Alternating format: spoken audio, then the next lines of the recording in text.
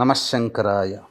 ఈరోజు మనం పాద నమస్కారం ఎలా చేయాలో తెలుసుకుందాం.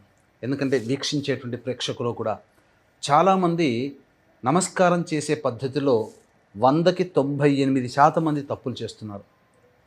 ఎలా చేస్తున్నారు పాద నమస్కారము? పెద్దవాళ్ళ ఆశీర్వచనం అంటే ముత్తైదుల ఆశీర్వచనము, లేదా పెద్దవాళ్ళ ఆశీర్వచనము, పండితుల ఆశీర్వచనము, చదువు చెప్పిన గురువుల ఆశీర్వచనము, ఎవరి ఆశీర్వచనం తీసుకోవాలన్నా చాలామంది ఇలా నమస్కారాలు పెట్టి ఇలా కళ్ళకద్దుకుంటున్నారు.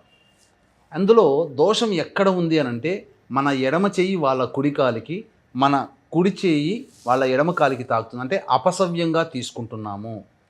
కాబట్టి పాద నమస్కారం చేసే విధానంలో మన ఎడమ చెయ్యి ఎదుటి వాళ్ళ యొక్క కుడి కాలుని, మన కుడి చెయ్యి ఎదుటి వాళ్ళ యొక్క కుడి కాలుని టచ్ చేసి అప్పుడు కళ్ళకద్దుకోవాలి.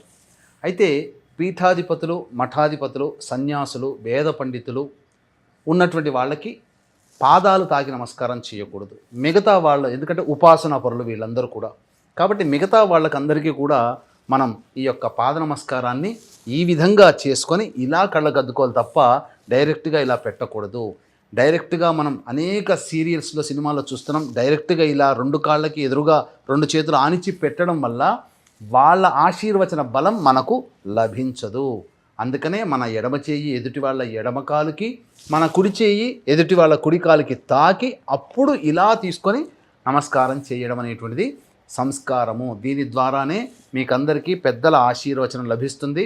అలాగే ఆశీర్వచనం ఇచ్చేవాళ్ళు, ఆశీర్వచనం తీసుకునేవాళ్ళు ఎవరైనా కానీ తూర్పు పడమరల వైపే ఉండాలి తప్ప ఉత్తర దక్షిణం వైపు ఉండి తీసుకోకూడదు అని నియమము.